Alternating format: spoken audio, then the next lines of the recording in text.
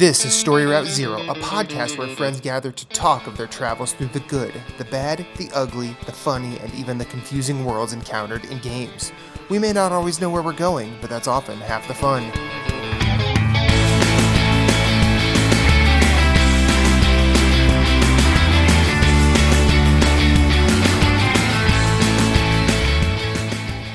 Do you have a question, comment, concern, or a story of your own? Hit us up on Twitter at storyroute_0.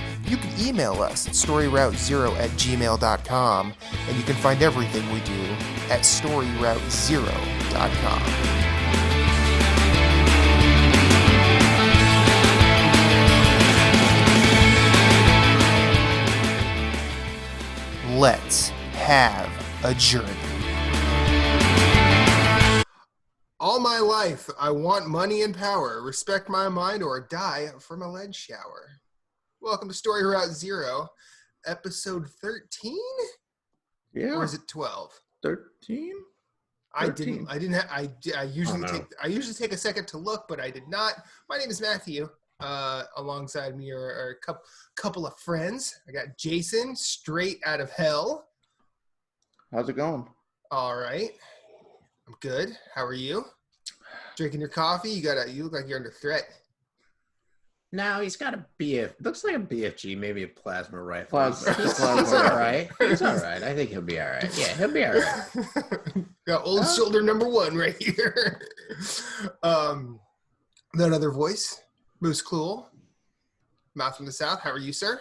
Doing well today, man. Doing cool. Good. It's Monday. Thumbs up or thumbs down? How was your weekend? Cool. Jason, what'd you do this weekend? Now wait a second.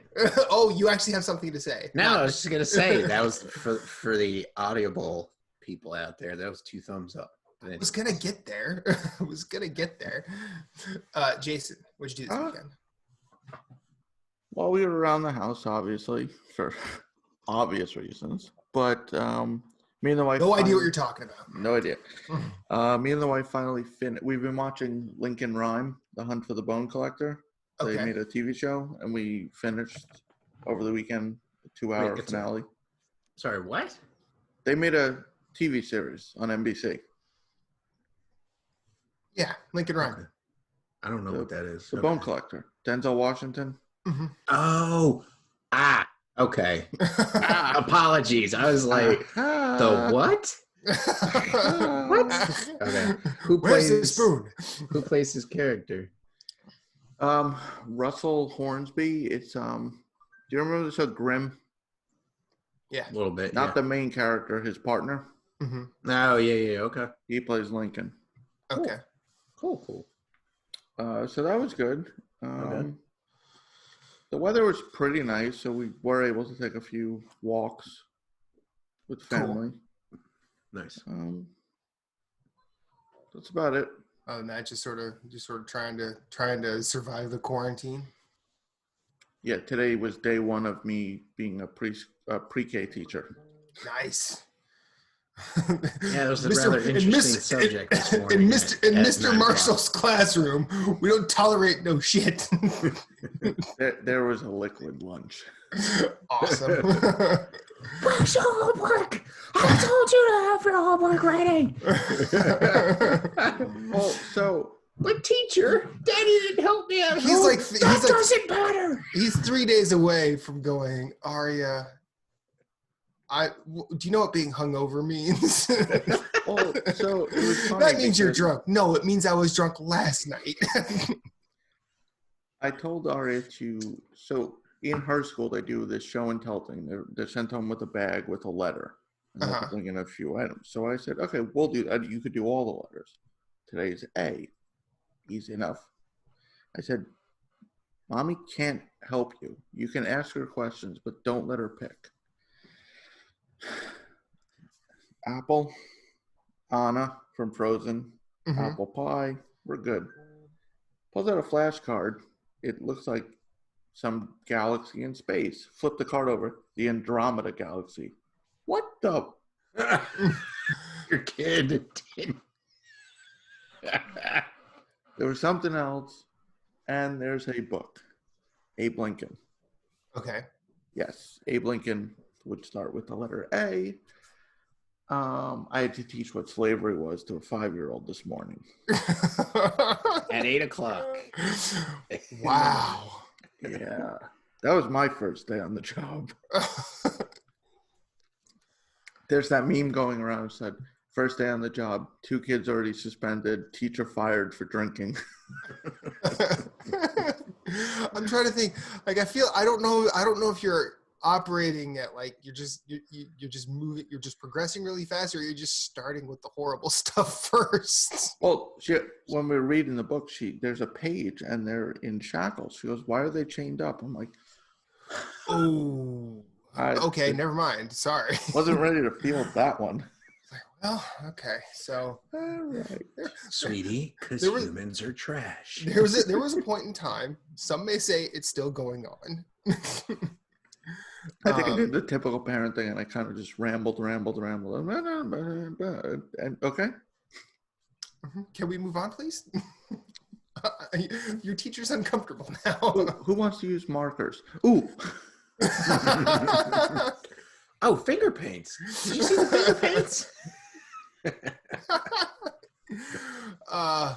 Well, I had a very Moose-esque weekend where I could say thumbs up. But most of what I did was probably games, which is an odd turn of events, but it's not bad. It's not bad at all.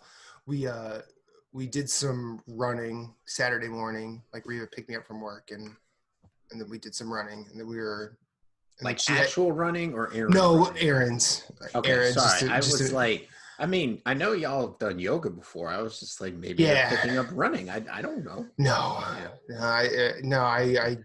don't have the mental fortitude to be a runner. Oh, neither do I. Not that I couldn't do it, but like I can't just say, oh, I'm gonna run there. Mm. I can't run on a treadmill. I can't really. That's like, if you put me on a field, I will run for like 120 minutes if I have to. If you put me like on a basketball court, I will run all day long. But if like, I remember almost when I was still dating people, I got into a brief dating stint with a woman who ran marathons. She's like, "Oh, I'll teach you. It's fine." It didn't. I don't think that. Now, the running wasn't what broke our relationship, but I think that would have eventually. At least you were able to run away. Actually, I met Reba before our 4th date, and then I just said, "Yeah, I'm not going to do this anymore." So, you want to just get to games? Sure. All right. So the memosphere has been leading us to this moment. Yeah, Friday was pretty significant. The Doom. The Doom Crossing. The Doom Crossing thing hit its nexus, and oddly, I ended up on a side of it different than I expected to. But did you play either of these, Moose? So Friday morning I played a little bit of Doom. Okay. I'll let you and Jason talk about Doom then. So I can go first because I'll be the shortest amount of time, just because I played right before work. So I started work around like 7:30. So I was up with the dogs at 6. So I was like, well, I'll play some Doom before I have to work. I was working from home Friday and fired it up, was playing it, and I'm enjoying it. I'm having a good time with it. I like it. There's some noticeable changes to it. Jason and I were talking about it, and he confirmed, like, what I was thinking about the differences between this one and the Doom. A lot of people have said the first, between this one and the first one, it's like Doom 2016. It's like the first one's like Doom, but a lot of people have been making that mistake. So, anyways, because like in this one, you use your chainsaw. All right, Jason, correct me if I'm wrong. Chainsaw gets you ammo, and then the visceral kill gets you like health. So you like I did not remember that from the first one, and I played it. I don't think I played it last year. When did we do our challenge? Was that 2018? Yes. Yeah, so I played it in 2018. I played Doom 2016 in 2018. Had a good time with it. I feel like I was not playing the game correctly because I feel like the game just constantly wants you to move and be killing stuff and visceraling and chainsawing if you need to, and just kind of like linking attacks, you know what I mean, as you go. And so because the viscerals and the chainsaw attacks are kind of like the quote unquote viscerals from Bloodborne. So it's kind of like Bloodborne. You can kind of steal your health back or get ammo or whatever. Anyways, First person shooter fatalities. right. Enjoying the verticality of it. The game looks really good.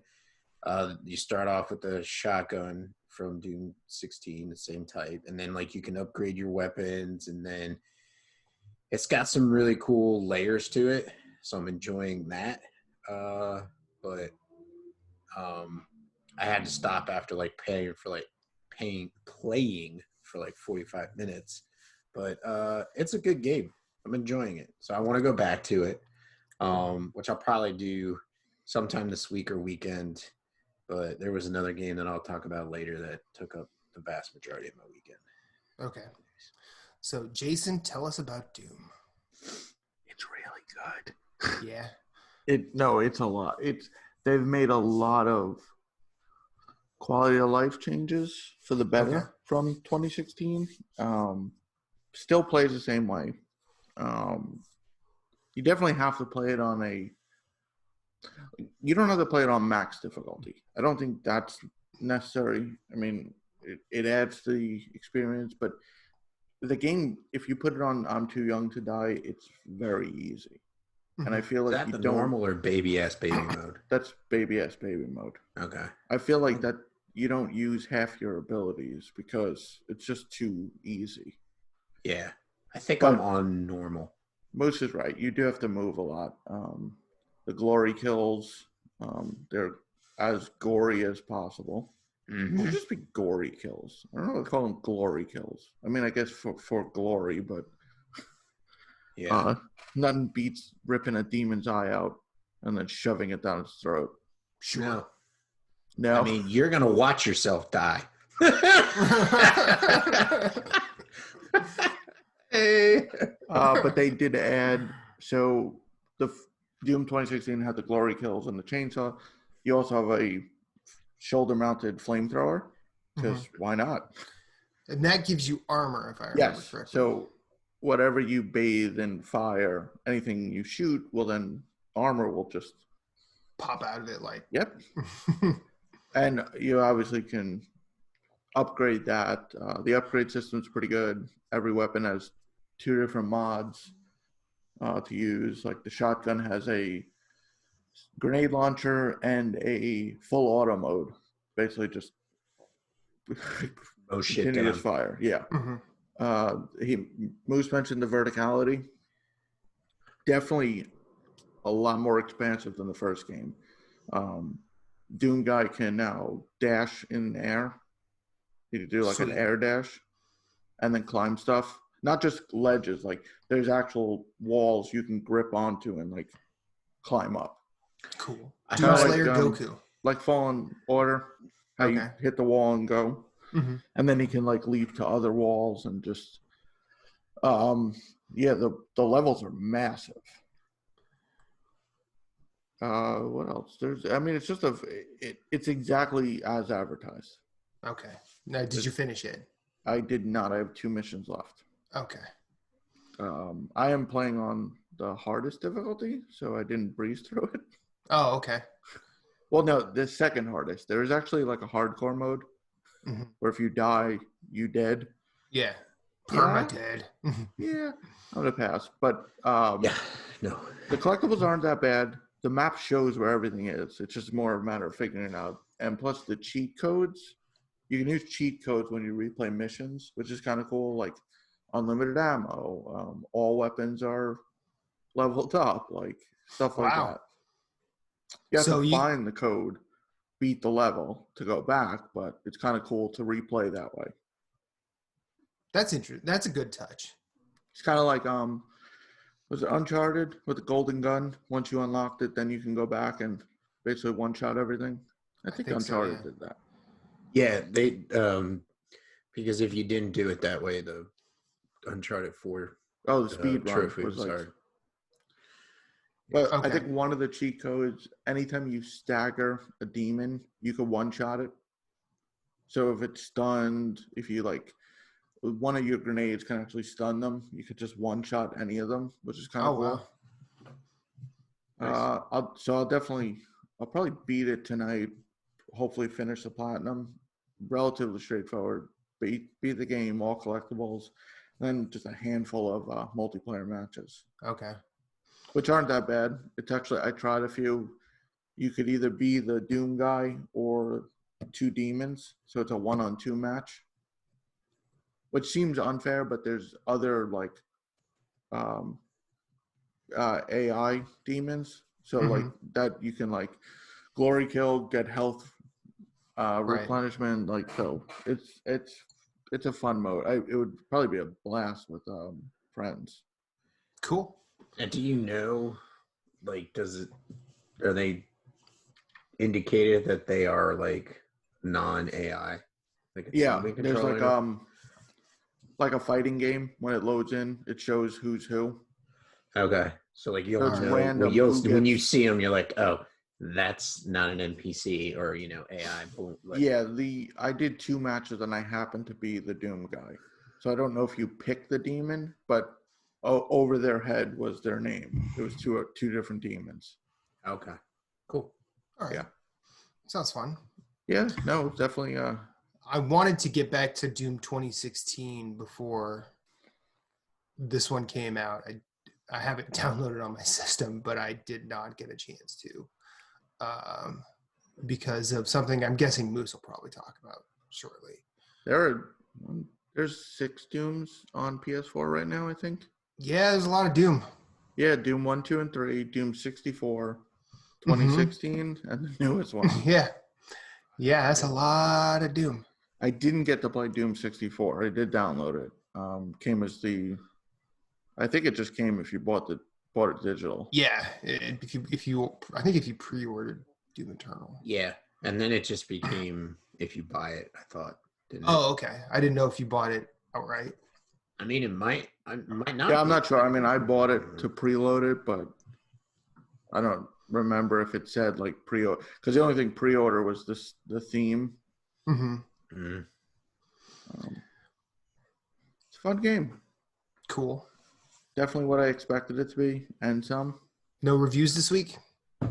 I actually I submitted this morning my Dunk Lords review, and I can talk about it now. Sweet. Such a fun. I really hope this comes to console. Me too. It's such a blast. Like I found a player today. Her special ability is a turret. You drop a turret that shoots basketballs. Awesome. Other players. Awesome. Becomes dodgeball. That's great. Nice. There's one player. His special ability. It's called Primetime. It's an old man. When you activate it, he's like a younger version of himself. Like he actually grows. Like he looks taller. Like he's younger. It's like Nice. That's amazing.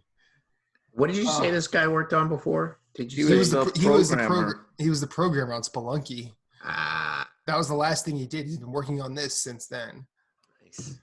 which is fucking cool. The dunks are just absolutely insane. Like one dunk I did, my character did a cartwheel and just kind of went into the air.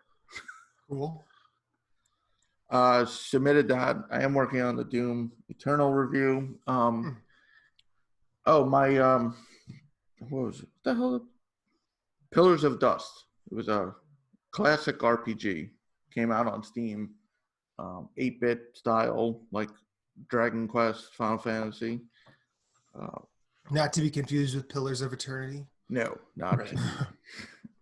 Fun little RPG. Only about 10 hours, which obviously is extremely short for For a had like an CRPG, sure. arcadey feel to it. Like you have a narrator who tells you how many secrets are in a level, and then like depending on how many you get like bonuses. Some clever writing. Not a difficult game. Nice. What's perspective, top down? Yeah. Okay. Just like old school Final Fantasy or Dragon Quest. Yeah. Oh, okay. All Yeah. right. Oh, I think you said that. I'm sorry. Still tired. I did get to try. So without GDC, Steam ran this like festival where you could try all these demos, basically if you were on the floor. So I played Carry On, which I told Moose about briefly. That's the Devolver Digital game where you are the monster. Mm-hmm. It's a lot of fun. You basically just roll through caves and whatnot, eating people. It looks like The Thing, right? Yeah. Mm-hmm. You keep growing. As you lose health, your body mass shrinks, so you have to recover health to get larger. Mm-hmm. So do you have to say a certain size? You don't have to. It's just your life meter. Okay. You do get special abilities like a dash ability that lets you break walls down. You get it's a spit. You basically spit acid, and it's kind of like you wrap it in goo and pull it forward. Nice. Sweet. And I also played Eldest Souls. Yeah, you'd asked me about that. It's basically a boss rush. Yeah, I saw it and it reminded me of that thing that came out on PS4 and Vita years ago, Titan Souls. Yes. Mm-hmm. But I don't think they're the same. I don't think they're related. No, it's similar though. Right. Different, obviously. It's similar concept. It's a boss rush, but it's like Souls-like with the combat. Like you can't just go in and hack away. Okay. Like I think the first boss killed me like 20 times before I realized, oh, this is what we're supposed to do. That's a Souls game for you. Mm-hmm. That was fun. Cool. Definitely enjoyed both of those demos. And I played something else, I feel like. Did I? Oh, I played more Moonlighter. Okay. Well, we won't talk about that. We don't Correct. talk about the first rule of book club is not talk about book club. Yet here we are. Listen to that episode April 6th when we record, it'll be out 2 days later, but that's when we're recording it, April 6th. So listen to April 8th. Or is it the 9th? I'll get it right eventually. It would be that Thursday. It's the 9th. It's the 9th. Okay. The week Right? of April 6th. Week Right. of April 6th. Yeah. It's there. It'll be there. Be there. Be there. All be week. square. So surprisingly, I ended up on the other side of Doom Crossing. As I had mentioned a few times on the show before, like I'd watched the Animal Crossing Direct and had nothing but good feelings and was definitely curious about it. And then the day came and I'm like, you know what? I'm just going to do it. And I made the choice to do it because it's a series I've never engaged with. I'm pretty sure on some level I've talked a lot of shit about, either just like in person or on Twitter or on a podcast. I don't remember. But let me just tell you, after spending this entire weekend playing Animal Crossing, I was wrong about all of it. And I'd shown you guys like pictures of what had happened, and Jason said the correct thing. Wow, that's amazing. No idea what this game's about. Well, I feel like my response is both appropriate and kind of misleading because I said it's basically about nothing, and that it's like if a Seinfeld series were wholesome rather than ironic or sardonic or sarcastic. But how it starts is you start the game and it's Tom Nook, this raccoon-looking thing. I'm guessing he's a raccoon. Looks like a raccoon. And he is just as shifty as a raccoon is because he's like, hey, you're going on an island getaway and you get to pay me for it. No real option for the player, but hey, you're going on an island getaway. So let's go on an island getaway. You get to the island. He says, hey, I'm going to give you a tent, set up shop. This is your home now. And you have to pay me back. I think you have to pay him back 49,800 bells. Jesus. And I think, I don't remember if he says this at the outset, but I found this out. The way I found this out was a surprise, because he gives you what is called the Nook phone, which is basically one of these. And you can earn Nook miles by doing just tasks. I turn that into bells. Yeah, you do 5,000 miles, and all of a sudden your initial debt is quite clean. But then he says, hey, how about turning that tent into a house? Yeah. And you're like, well, I guess I'm stuck here. Might as well live in a house and not a tent, right? Right. I mean, so you're like, yeah, okay, I'm going to turn this into a house. Okay, so that's 98,000 bells you're going to have to owe me. I think that's what it was. And either way, it was a lot of bells. It's almost like double the. Yeah. It's like double the.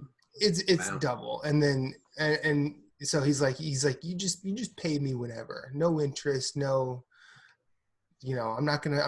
That's nice. I'm not gonna send my goons after you, because after all, you're not going anywhere. You're stuck here on this beautiful island with all these creatures and stuff to do, and my twin sons Timmy and Tommy that are trying to sell you shit. And then you do whatever you're gonna do. Basically, I guess that is sort of like the carrot. You just like, oh, you paid off your loan, but then you can I've gotten to the point where I can expand my house. So what do you do? What would you do for a bell? I feel like this is an office space. So what would you say you do? Right. So what do you do for like bells and miles? Well, it's really easy. You could do things as simple as catching fish, catching bugs, planting flowers, tending to flowers, selling fruit, selling anything really, crafting. So it's a life simulator. It's a life simulator. I think it kind of saw what Stardew Valley and Minecraft did and said, hey, let's do that, where it's a less open-ended Minecraft, but I was talking to a buddy of mine who's playing it, and he was playing it all day Friday, and he was saying that it's got more stuff to do than just like, okay, I do this stuff for the day and then boom, like bounce, basically like your daily missions, and then you're gone. Like he's like, it's got so much more now involved in it. So yeah, well, and it's got so much. I mean, from what I've known about the series before, like it was like basically a thing to do for a couple hours throughout your day, and then you're just done for the day because everything sort of operates on real time. Yeah, that sounds like a good assessment. And so each day you'll start up and after you've gotten your house, you get upgraded to Nook Miles Plus, and they give you 5 tasks that are worth double miles if you do them all. So do you have time limits on your tasks, or no? It's just a day. It's just the day, the entire 24-hour day, as far as I know. So a lot of what I did this weekend was I was trying to sort of grapple with the crafting system and trying to figure out how, because I know like there are more characters than just Nook and his twin idiot sons. Not that they're. Oh, you mean to have on the island? Yeah, because like I mean, like I've always known about like Isabelle and KK Slider, and I was like, KK Slider's dial. Oh, okay, hang on, I'm starting to get ahead of myself. So the first day, Tom Nook wants you to get yourself set up, and he has 2 villagers with you, which I guess are basically, I don't want to say at random, but they choose from like a pool of characters that are created, and he gives you 2 of those. And not everybody gets the same 2. I got Hamlet. He's a hamster, and he's super into weightlifting. And he has like the personality of like a dude bro, which is kind of weird. And then I got Mira, who I think is a rabbit. she has like a red mask on, and she only really comes out at night. Like she's like, if you go try and knock on her door during the day, she's like, come back when I'm awake. But since I work overnights, if I play this at work, I see her wandering around the island, just doing whatever. Mm-hmm. They'll chat with you. They'll give you crafting plans, or they'll just be like, hey, I found this, thought you could use it.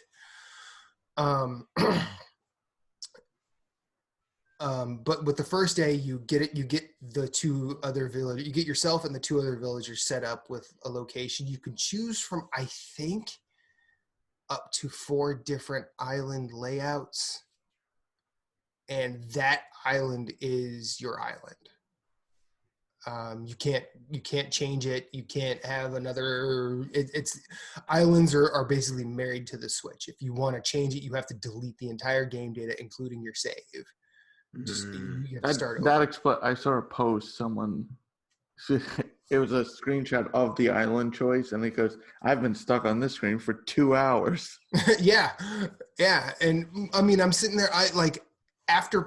I'm like, man, this kind of sucks because I feel like I could have done better with my island choice, but also I kind of realized that if you could do that, if you could do that without manipulating your save, it probably creates a lot of not game breaking, but like it creates an easy way to cheat, which we could argue the validity of that, but I think that Nintendo really wants you to just sort of like, hey, this is your island, you made your choice, stick with it, and just be patient. Because like there's always been I actually got into some deep online searches with this game because apparently like there's a problem with like time skipping and people just changing the clock on their Switch to sort of progress through the different days to get everything. So you get that, and then you back to where I was. You get the 2 villagers and yourself set up. Then Tom Nook says, "Okay, we're gonna have a little party. If at any point you feel tired, it's cool to go take a nap." And I'm like, okay, so Tom Nook is going to drug you while you're sleeping. But no, he doesn't. It's too wholesome for that. But you go to your tent, you take a nap, and KK Slider shows up in your dream.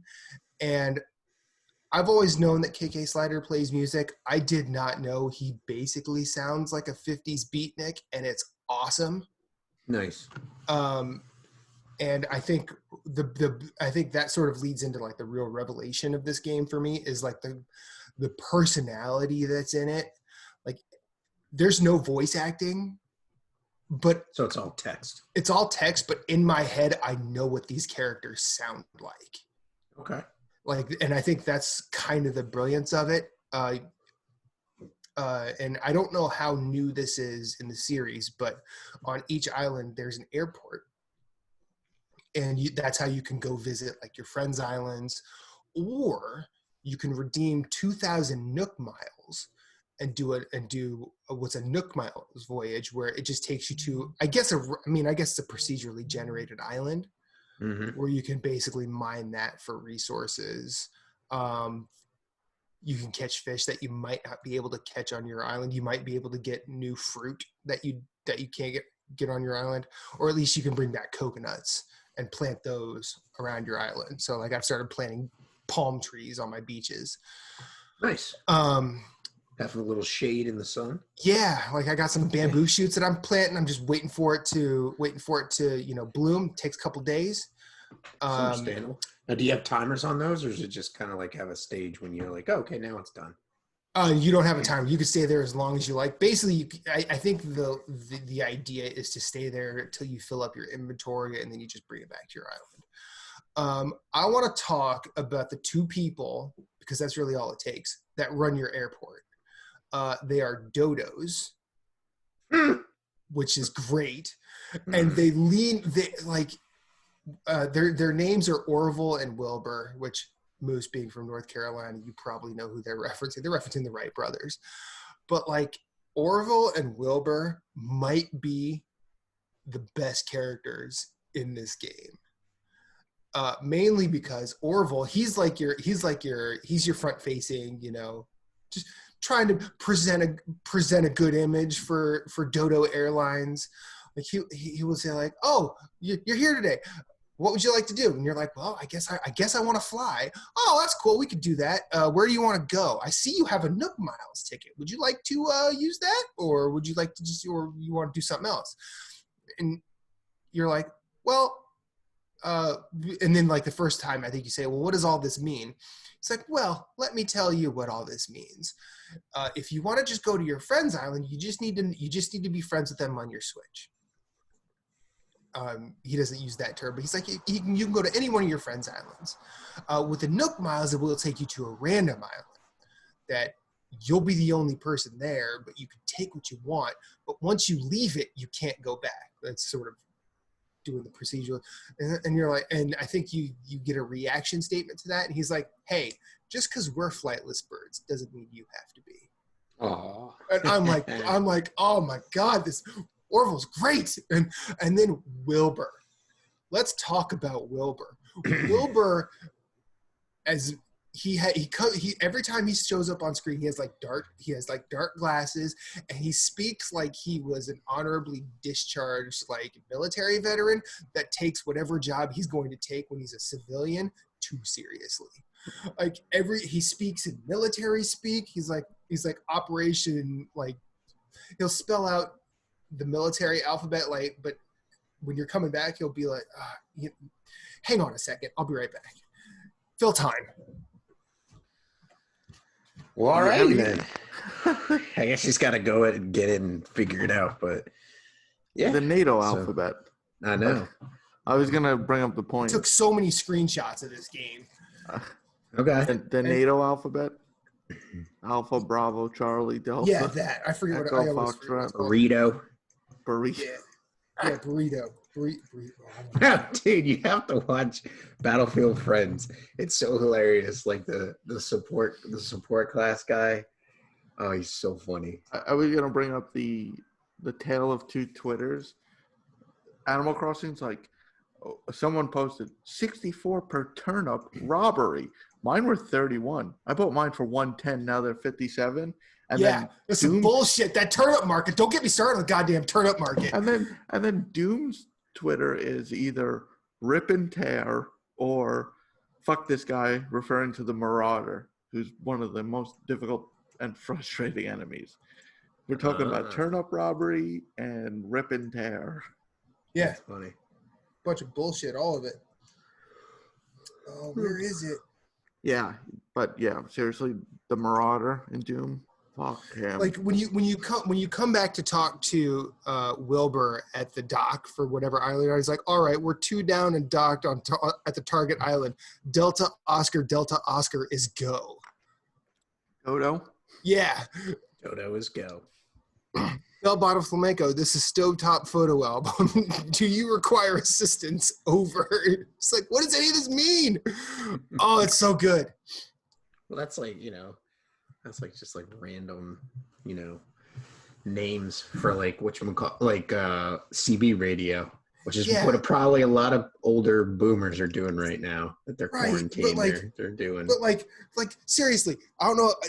Can you see that? Okay. A little bit, yeah. Look at him. Yeah, bring it up just a little bit. Bring it up. No, up. That was down. Yeah. Yeah, he's cool. Yeah, like he's ex-military, just taking my job way too seriously. Yeah.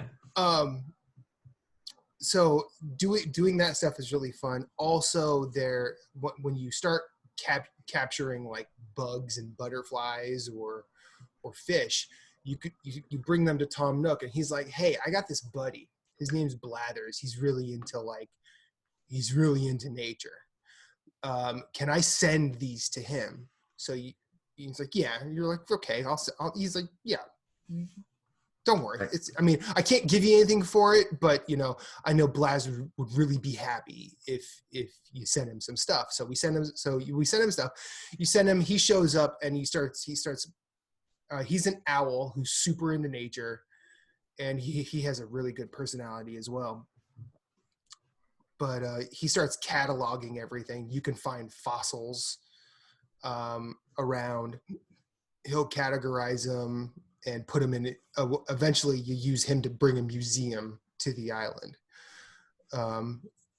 And that's where I'm at with that. But like, I'm basically, anytime I catch a new fish, I make sure I try and catch two of them, one to donate, one to sell, because I need them bells. But this game is very, very good. And as Jeff Glasson said in our Facebook chat, the dad jokes, they are on point. A lot of them are just silly little rhymes. Like if you catch a dace, it's like, oh, I caught a dace. I hope I have some space. or I caught a loach, and it's looking at me with reproach. Some, but you see, yeah, they're not all winners, but this game is very, very good. And I think it's interesting that I'm playing it after having played Kentucky Route Zero earlier this year.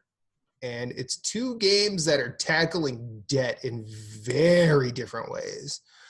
One, the Kentucky Route Zero being like this is how lives can be ravaged by debt, and then the Animal Crossing is the adorable pursuit of trying to pay debt off. But I really I think Gita Jackson at Motherboard or Waypoint said it best. Like, this game is really, really good despite its fucked up politics. And that's probably the best way to sum this up, because like, yeah, I have a problem. If this were people, like if these were all people instead of like, you know, cute little animal characters, this would be very, very hard to stomach. I mean, I think like that's where games like this and like Harvest Moon and Stardew Valley just succeed, because they are presented in a appetizing package rather than a, hey, it's time to confront some serious shit sort of way. It's not for everyone though, right? Animal Crossing? Mm-hmm. I mean, I'll be honest, I tried this because I know that I had bagged on the series before. I just figure at some point I have to try this to make sure that this isn't for me. I did not expect it to be for me. I wouldn't say I wouldn't say that every Doom fan would enjoy Animal Crossing, but like, if any of what I said has piqued your interest, try it. And yeah, and I didn't expect to sell either of you on it. But yeah, no game is for everyone. Oh, no. I know. I think this game is less for everybody in a lot of respects. Cause I think a kid could get down with this pretty easily because it's very Disney World, where it's like a whole bunch of cute characters wandering around. But also, like, I kind of wish I had this as a kid, because then I'd probably know a bit more about saving money. Like, a lot of that stuff kind of comes through in a lot of weird ways. I got super deep on house decoration last night, and I was looking between, you know, doing that and looking at Twitter. Andrew Pralo, he composed the music for Outer Wilds. He posted a picture of his house with a whole bunch of like recognizable album art on his wall. And I'm like, how do you do that? I did not expect the composer of Outer Wilds to respond to me, but he did. And now I have a whole bunch of album covers on my wall. Is it simple? Because I forgot the art. I think it was Pushware. Someone did all the iconic PlayStation character. It had like Nathan Drake, Kratos, Ellie. Like, someone did that. Like, how are you? It's super easy. Apparently, since the 3DS game, there have been a lot of people who just wanted to put art in Animal Crossing, and acpatterns.com. You can upload an image. Oh, okay. And And then it becomes. But then you can use the Nintendo Online app Hey, to it's got a scan. use. Yeah, to scan a QR code, and now all of a sudden you can just download that into Animal Crossing on your Switch. I think Sony should sue Nintendo because Nintendo wanted the Dreams content removed, so Sony should say, "Get that shit out of Animal Crossing." Why do I see Nathan Drake in Animal Crossing? Miyamoto. Or they could just be like coexist. Yeah. I mean, I was just making because I guess Yeah, no, they threatened that not threatened. The player was told to remove his creation from Dreams or something. it got removed. Sony pulled it. But I don't know. Didn't he make the whole thing on his own? Yeah, but Sony pulled it. Like Nintendo asked them to take it out, and they He wasn't obliged. selling it. I know. Whatever. I'm not. Right. Listen. I don't. Listen. We all know how fucked up Nintendo is with their policies. uh-huh. All right, yeah, but I was wondering how people were like. I'm not. I've seen creative people, even in games like you see games like Fallout when they build a base, and you're like, "How the hell did you build this?" But stuff like patterns, I'm like, "How the hell did they get those patterns?" Like nobody's drawing all these patterns. Right. Well, I to feel be fair, this is a little different because this is not like you're building the video game inside the video game. Yeah. You're just putting like was it poster art? Yeah, it's literally a JPEG. Like, yeah, and I saw Matt's album covers, and I'm like, man, when I get my copy of Animal Crossing, I'm gonna be throwing down some kick-ass album covers on vinyl. It was one of those things. Once I got to the site, it took me 10 minutes to figure out, and then after that, it was like a 2 to 3 minute process for each album. Right, and I mean that's what I'm saying. Like, so it looks similar, but it's like art that's going up on a wall. It's not like, oh, you're actually going to play the music in the game. You know, like it's not like you're going to play God of War in Animal Crossing. So like there's a little bit of a difference there. It's kind of like somebody's version of fan art or whatever. You know? Yeah. Honestly, it brought me back to Mod Nation Racers, where like I created a lot of cars with like label logos on the hood. Yeah. But like I couldn't import anything into that as far as I know, or at least if I could, I never figured out how. Mm-hmm. But I did a lot of that where I made the Motown logo. I made the Studio One logo. I made the Two-Tone logo. I made a ton of cars themed around that. And this, while I tried my hand at creation, like I created my own personal Wu-Tang hoodie because me. And that stuff is like really, really easy and really, really fun. It takes some tinkering. It takes some time. But it was worth it nonetheless. It seems like it's. Oh, go ahead, Jason. Sorry, I guess that's what's holding me back. Is there an end? Like, is there an end to the game, or is it one of those? I don't think so. I think because I know, wasn't there that story of an older woman who had been playing Animal Crossing on her 3DS, and that was the only thing she did every day? I think I remember something. Like that was and she played it for 7 years straight. Yeah, and then Nintendo gave her like her 3DS died and Nintendo replaced it or something like that.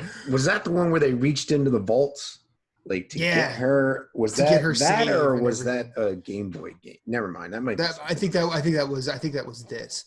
But okay. I think that like in terms of like progress, I think there is an end.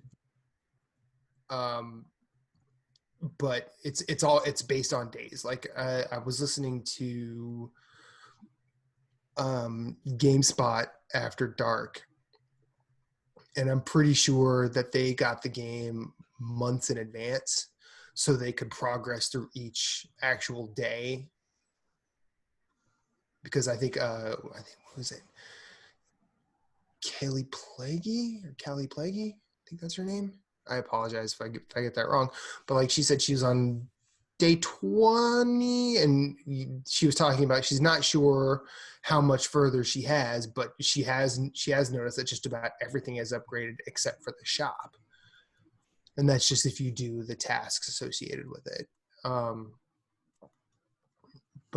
Yeah, I think the end is basically just the end is really when you're done with it. It's not really, I mean, I guess that's sort of like the idea for a game I guess it's like the idea for an MMO almost. The game really ends when you're just done with it. Yeah, it's pretty much how MMOs work.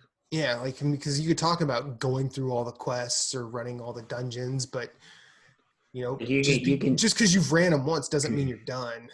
Right. I mean, there's gear getting, fetching, all that stuff, and yeah. I mean, I'm actually like genuinely excited for when I, jump back into it tomorrow morning and just see what's new. Mm-hmm. I don't know if I'll keep going for the 20 days or the however long progress goes. I don't think I'll do it straight, but it has been a welcome surprise in my life. That provided my weekend with some very, very good times because I got Reba to play it with me. She has a house on my island, and both of us were sort of wandering around trying to. I basically wandered around trying to spearhead her getting her Nook miles and getting to the point where we can just basically go fishing or catch bugs or just grab fruit. Now, when you play co-op, does the camera have to follow both people? It follows the person who is designated the leader. Okay. And then if the other person wanders off, they just get teleported to wherever the leader is. I mean, it makes sense. Yeah, I mean, I did some multiplayer stuff, some online multiplayer stuff, because I'm in some Discord communities that are like super into Animal Crossing. So I'm like, okay, I'll do that. And I brought some non-native fruit to my island, so now I'm growing apple trees and orange trees. Nice. And all that stuff. The one thing I'm worried about is going into another person's island and just doing stuff, because because I know that if someone came into my island and took all my peaches, I might feel a way about it. Mm-hmm. Like, if someone comes in, hits all my rocks for iron and clay. Iron. Let's talk about how fucking rare iron is. Iron's fucking annoying to find, let me tell you. So if someone were to come in and just hit all my rocks, take all my iron, I'm going to have a problem with that. So I am genuinely worried about like walking in and offending somebody. So I other than that, wandering around an island with a bunch of people, kind of fun. Cool. Like there's enough charm there. And just for transparency's sake, I found a way to get our podcast logo on a shirt. Nice. Animal Crossing. So very nice. So now I figure if I'm going to promote this thing somehow, I'm gonna do it that way. So if you want to come to my island in Animal Crossing, I'm gonna give out my friend code for the first time ever on a podcast because I actually know it. We may not sell actual T-shirts on the show, but you could get them for free digitally in Animal Crossing. acpatterns.com, yo. It's pretty easy. Crap, I can't find my... Yeah, I could see if you're into that, how that website on its own could be a rabbit hole. Like, ooh, I can upload this. I can upload this. Like, are you limited, though, like, as far as...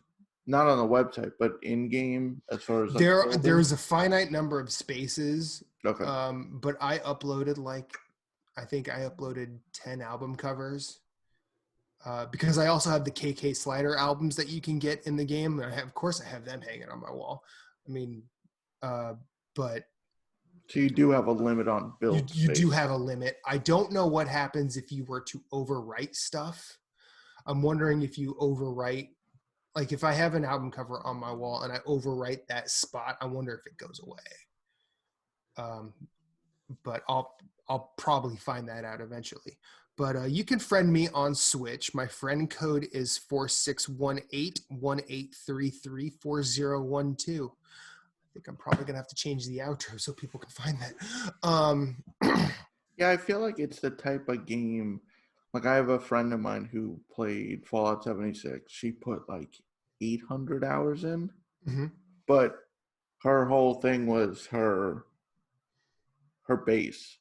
Like Yeah, she's just living her life. like she beat the game, she platinumed it, but to her it was just, and like I've seen this base, it's like insane how like everything's like, it's not like I make a base, I kind of just, all right, throw the bed here so I can rest, crafting. Like there's no symmetry, it's just like You just you just have like function. yeah, Like, here's the bed.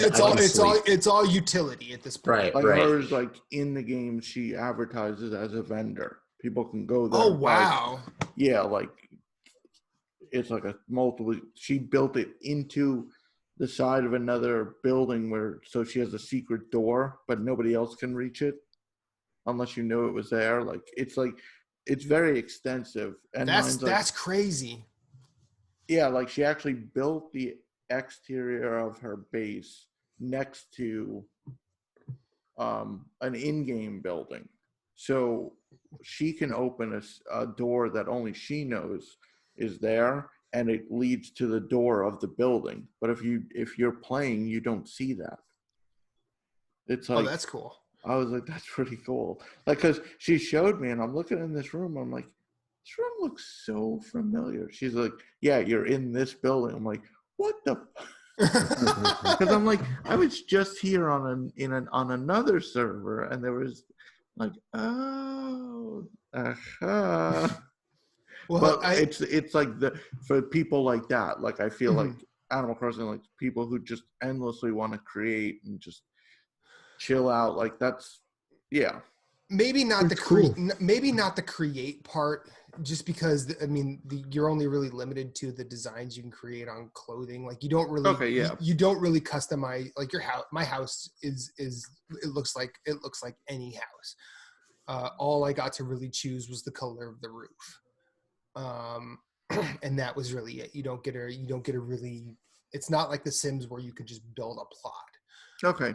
But it's similar, like you could just do menial tasks, like just kind of enjoy yourself. Like there's no, I'm not preparing for a raid on so and so. Right. I think it'll be one of those games I'll come back. You know what? Like I will say this, I forgot how much of a sucker I am for good fishing in games. Mm-hmm. There's some good fishing in Animal Crossing. Nice. Like the fishing is very good. And I mean just wandering around trying to catch bugs is fun. Oh, and there's also like I found myself with some Dark Souls fucking anxiety in this game. If you see a tarantula, dude, they get aggressive fast. A tarantula. What do you want? You see it, you'll see it every so often on the island. You'll see a tarantula just out and about, and you have to catch it. But if you move towards it too quick, it figures out it knows that it doesn't like you, so it rears its front legs and just charges. And if it hits you, it knocks you out, and then the tarantula is gone. And if you're shaking trees for like resources or whatever, because you can shake it for branches, fruit. Sometimes there are bugs in there that you can catch. Every so often, a wasp nest will fall out, and like I've gotten to the point where like I basically have my net ready, and I'm still scared shitless shaking trees, because if a wasp nest falls out, they don't take kindly to people knocking their homes down, so they come right the hell after you. And yeah, I've caught a few wasps doing that, but it's like it's a weird little you, Moose. Just wait till for those who don't know, Moose just sent in our chat, "You fucking nerd," to which he's not wrong.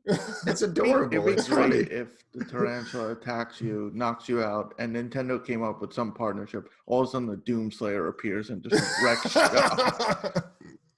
He only appears when you get knocked out, but he ruins that tarantula's day. You know, that's my headcanon now. But That's yeah, why it leaves you alone. Like, that's why it's gone. Yeah, Doom Could be worse. It could eat you. But yeah, this game is very good, and if I mean, I know Jason probably won't, but if you do end up picking it up, Moose, let me know. I would love to play multiplayer with you, especially since next week I'm on first shift. I feel like if I could find New Leaf on 3DS it's $20. If I could find it around less than that, I would be willing to give that a try. I just $60 for something that I still. That's hit or miss. Yeah. What would you say you do here? Even you explaining it, I kind of get it, but I don't.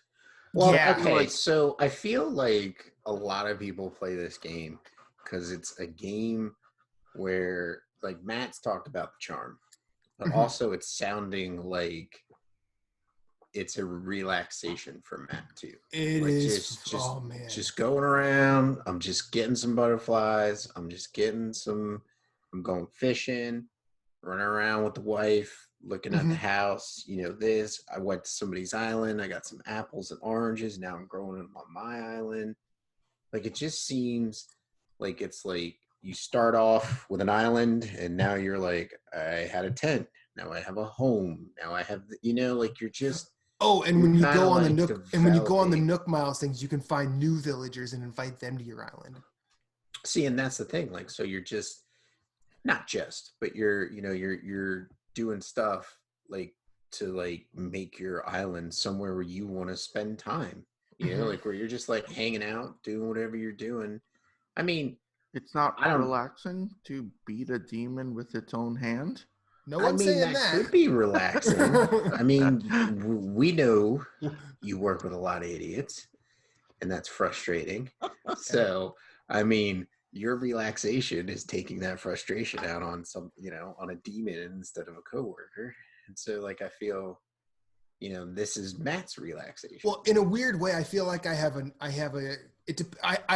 now have options based on the day I had at work. So, like, if I had a day full of frustrating assholes, guess what I'm not doing? I'm not going to go take my rage out in Animal Crossing because it's just not the venue.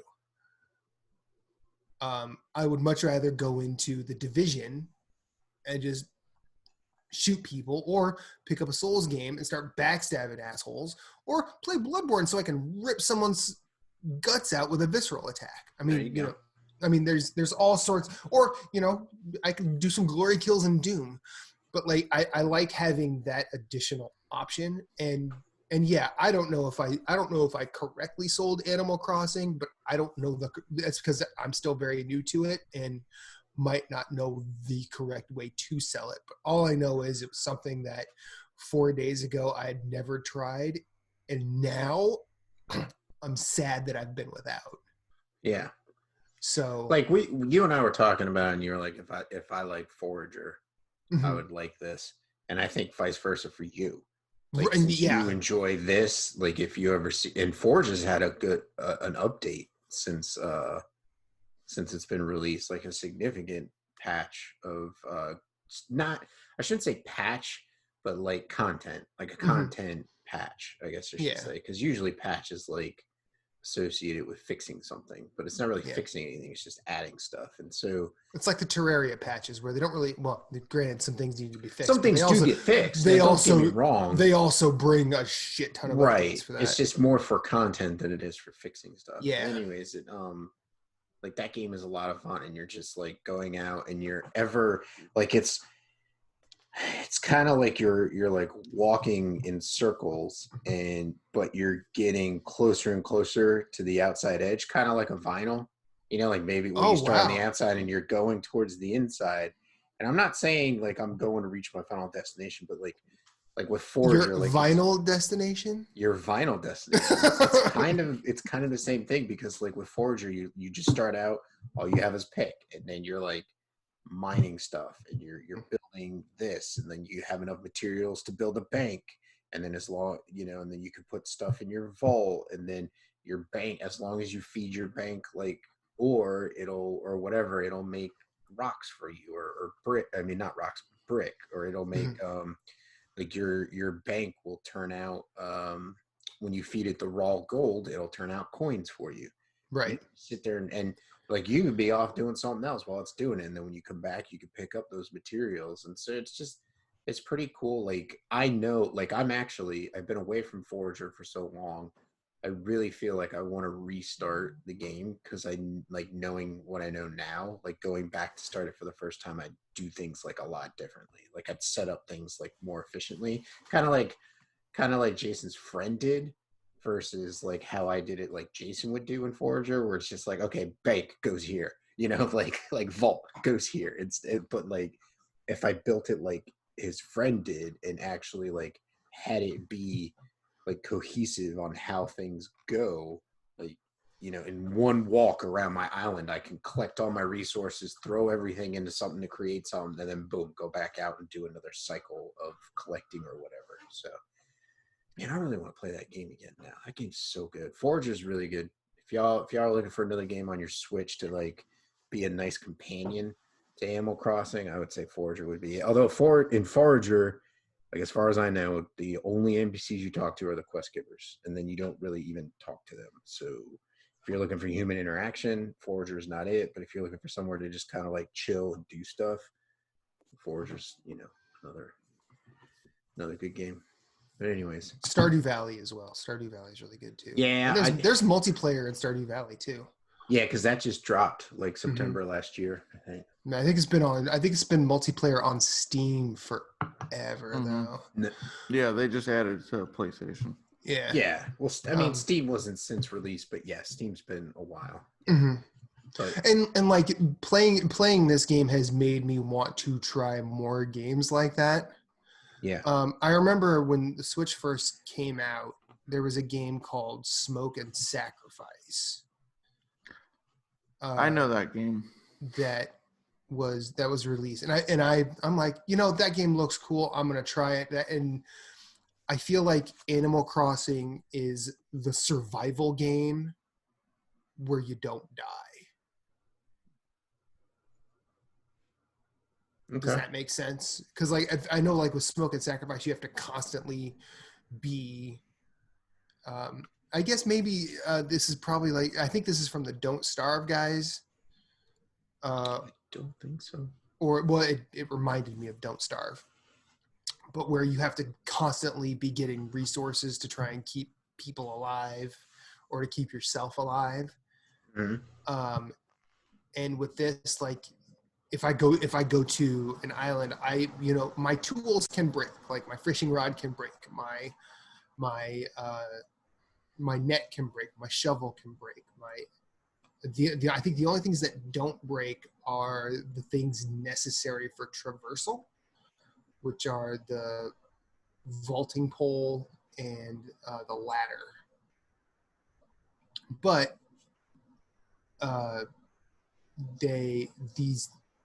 there's always a crafting station at one of these, so if like you go there, catch one fish, and your fishing rod breaks, you can craft another. You can get the materials to craft another one right there. But if for some reason you had already taken the island and ran out everything, there's no real harm other than you just gotta leave. Wilbur has to take you back.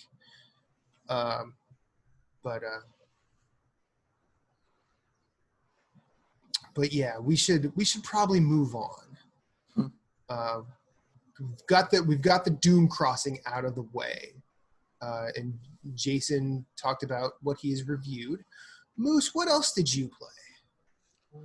So, there's been a lot of games that are going to be coming out real soon. Resident Evil 3, Final Fantasy 7. I have not finished the Final Fantasy 7 demo, even though it came out first, which I want to do. I played Resident Evil 3. I don't know why, because I have anxiety when I play games like that. But I did not have the level of anxiety playing Resident Evil 3 that I did playing Resident Evil 2, or what I have of Resident Evil 2 yet. I don't know why, but I'm not afraid of the Nemesis like I am the Tyrant. It's weird. It's like he doesn't. I don't. Maybe.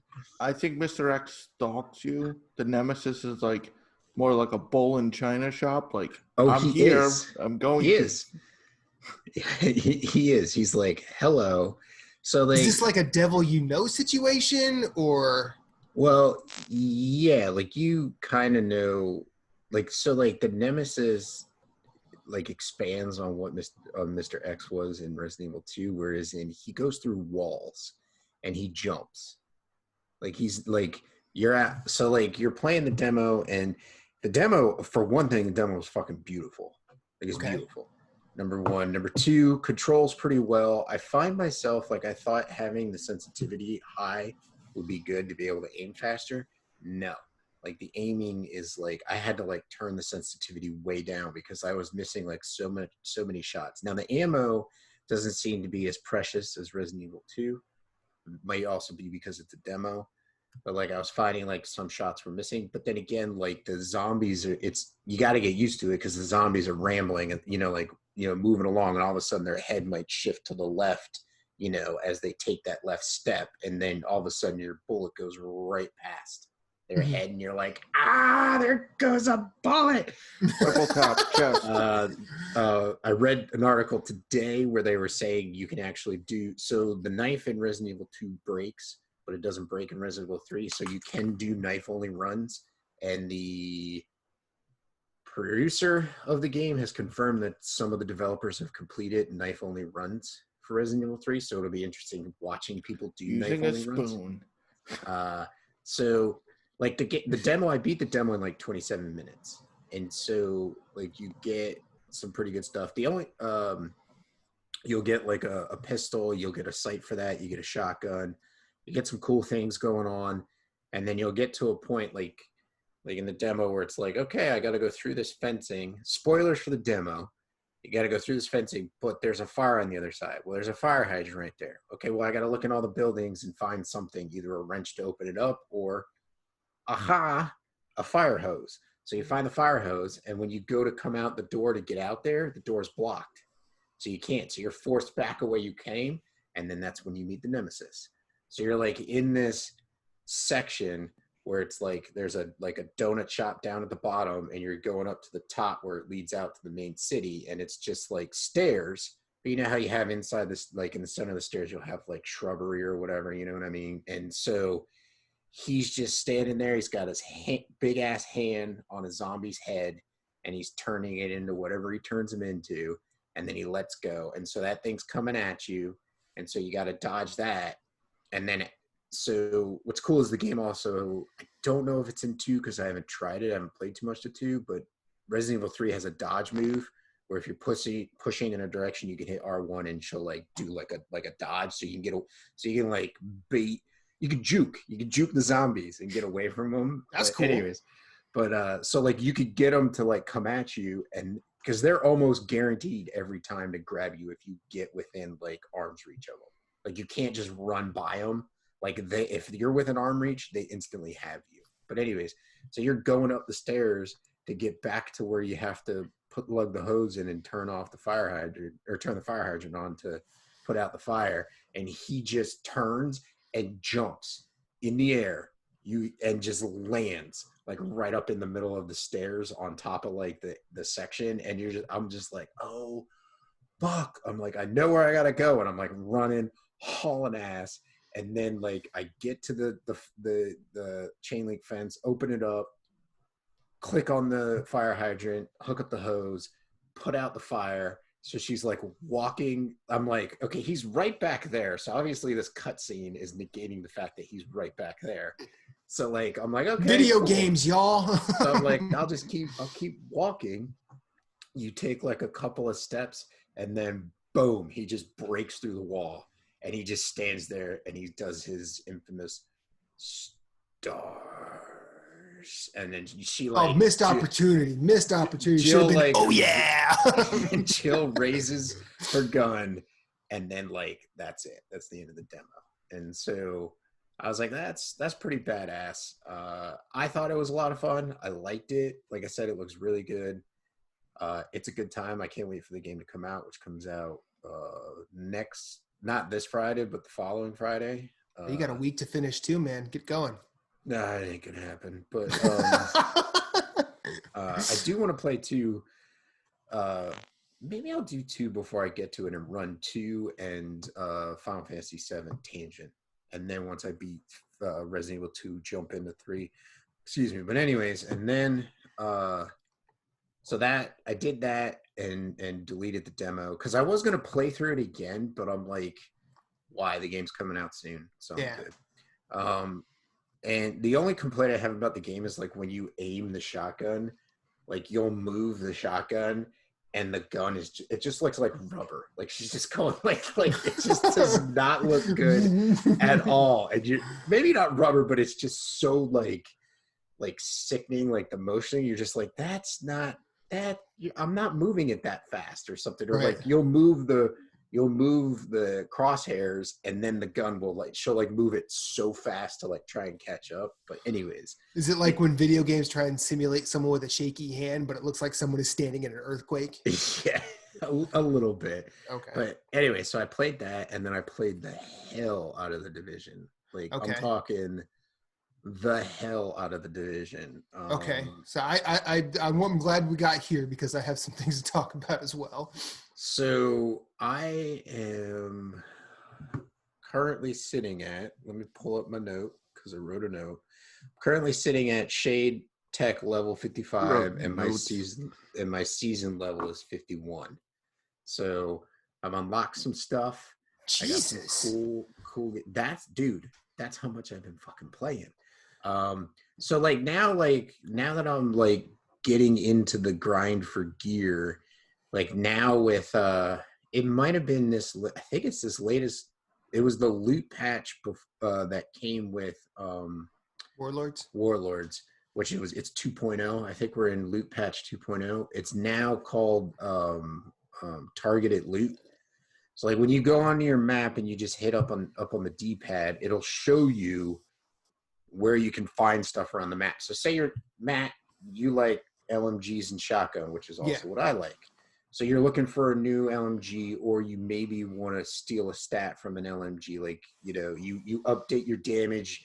Your LMG damage is sitting at 7%. You want to see if you can get a 10 or an 11. I think the max is 15, 16 maybe. Yeah. So it might be this mission over here in the section, and you could just farm that mission, and LMGs are more inclined to drop during that mission than if you did something else. So that's cool. So Saturday, I was running around with my buddy who is he's not autistic like Rayman, but he's numbers man like Rayman when it comes to Division. He's dude, I got this. If you're gonna do this, grab this. This is better than that. This and I'm just half the time I listen to him and I'm I don't know what's going on here. I'm gonna catch maybe 50% of it and play 25% better than the last time I did. Right. Yeah. And so he got a coyote mask and dropped it for me, which is a seasonal reward. I didn't know it. So either I don't know if he gave it to me or I don't know how, but I got it and it's maxed out on weapon damage, critical hit damage, and critical hit chance. Jeez. And then it does something for your group. I can't exactly remember. If you're if they're a certain distance away from the last target you shot, they get a certain buff. And I think there's 3 buffs. It's an exotic gas mask, and so I'm wearing that. I also while we were doing that, I got the last piece I needed to complete my True Patriot set. And so I've been playing with that, and that has significantly taken my DPS, not DPS, but my overall damage through the roof in missions. So basically what the True Patriot set does is every 2 seconds you're shooting a target, it adds a debuff. And so you have 3 debuffs and it rotates. And so like, I think like one of them is the target takes 8% extra damage.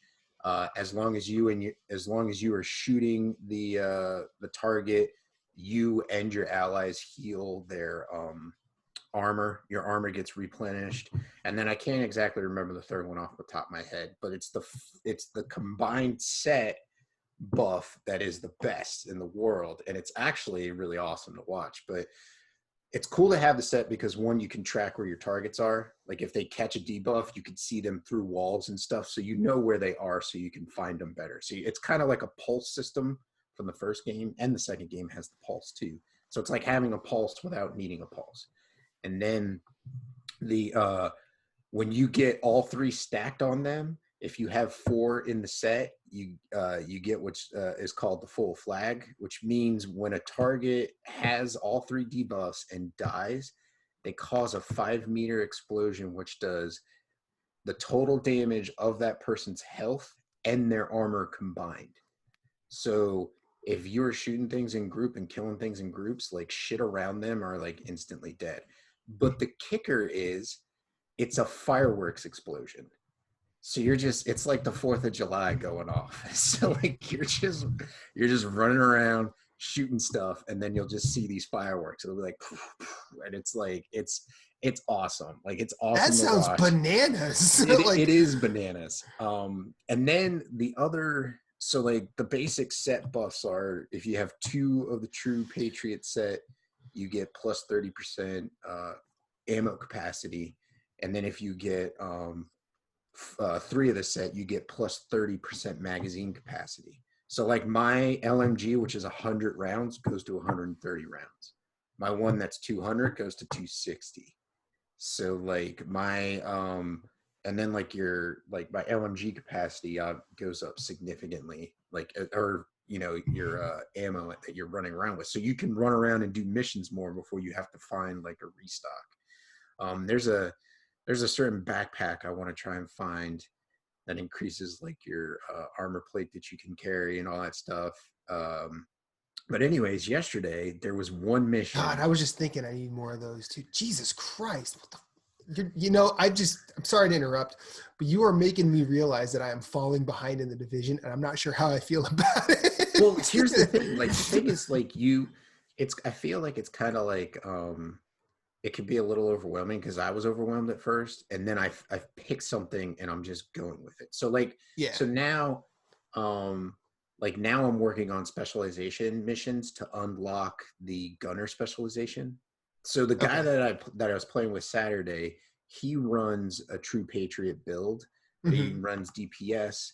So basically, for those who don't know, you have 3 types of builds you could do. You could do damage. You could do protection as a tank. You could do a skill. So you could pick like one of those 3 if you want to focus, or you could do kind of like a Renaissance man and like have like 2 of your sets damage. 2 of each set. Yeah. Yeah, 2 of each set if you want to kind of be well-rounded. I'm kind of the point where I'm trying to find the max secondary skills so that I can pick my best primary skill. If that makes sense. So like you get a primary skill, and then you can get 2 secondary skills, sometimes only 1, and you can rewrite one of those skills if you want to. So like I'm kind of going like half and half armor, half weapon. Right now, just to kind of like have myself have some survivability. But anyway, so he runs with this thing called the Banshee, and it runs off the pulse system, and it basically knocks enemies to the ground and blinds them. And so you pretty much get like a 5 to 10 second jump on the enemy. And if you get your criticals to proc, like he just melts shit like it's fucking nothing. Wow. And so you need the gunner class, you need the gunner specialization, not class, the specialization to be able to run that. And so I'm doing the stuff to unlock the gunner specialization, which is kind of like, okay, you have to beat the boss in this mission, but you have to shoot his helmet off before you kill him. Okay, you've done that. Then you have to like kill 20 enemies that have been hit by the pulse, or you have to kill 20 enemies that are on fire. Like each stage has a different requirement for what you need. And so now like the last thing I need, I'm in stage 4. The last thing I need is I need to kill heavy weapon enemies just roaming the free world. So now I'm just probably going to run around and just like farm to see if I can find some and kill them. The heavy weapon enemies, is that like those elite That's guys? like the gunners. Yeah, it's like the yellow guys that you just like, you're running and like all of a sudden the patrol is just like shooting at like, yeah. And so so yesterday I found a mission that dropped set gear, and so I farmed it like almost all day and got like a good alternate set. So there's a set called Haywire, which is good for skill-based stuff. So like if you're going to do either offensive skills, healing skills, or support skills, like that would be a good set for you to have because it increases your duration, your skill haste, your cool durability. And then there's another build called the Striker set, which increases, like it's like a significant, like way more push towards DPS than even the True Patriot set. I feel like the True Patriot set could be a DPS build, especially with an LMG, which is what I have. My numbers just aren't there yet, so I'm kind of like mid to like, I'm probably like mid-range on my DPS on my set, so I could probably be a lot better. But so like that's kind of where I'm at now with the game, is like farming that stuff. But like I'll usually get on find somewhere where I want something and then just be like, okay, I'll farm that. Like I want to upgrade my LMG and see what I can improve on it. There's a mission that does LMG, that drops LMGs, and just go. Like when I was doing the one that did set pieces, 3 to 4 set pieces were dropping a mission. Like actually that might be a little extreme, like maybe 2 to 3. But still, like still, 2 to 3 sets. I mean, if you get 3, that's half of that's. I mean, if you get 3 of the same set, that's half an outfit. Right, so. Exactly. And so, like they built it a way where you can run 4 of one set and then 2 of another, so that you can at least get a full set bonus and have like the 2 set bonus of another. But I think I will be running the 2 exotics. I want to get the exotic backpack. I'm running the coyote mask now, which is an exotic. I'm going to get the exotic backpack, and then probably just the rest will be for True Patriot. But anyways, has been a blast playing. Like I've gone from third or fourth as far as damage goes for missions, up to more times than not first and second. Nice. Like as far as my damage output goes, and my healing's pretty good too, because I'm running with a healing drone, and so like I heal pretty well. But I mean, it's just insane. Like the first time I completed my set and then just ran a mission, I was like, holy shit! Like things are just dying. It's a whole new world now. Well, yeah, because I get the bonus, I get the damage from my turret skill, but then also I get the damage from the proc of the full flag. Does a shit ton of damage, especially if you're killing named enemies. Like it's freaking insane. It just melts enemies. But anyways, it's pretty good. I also changed my world to hard. I moved up from normal to hard because I've heard rumors where if you start you haven't beat Warlords yet, have you? No, I'm on the. I actually, this is my one little tidbit. Like I finished all of the projects and I'm starting the last mission now. So were you able to liberate that one section? Were you able to find that shade tech?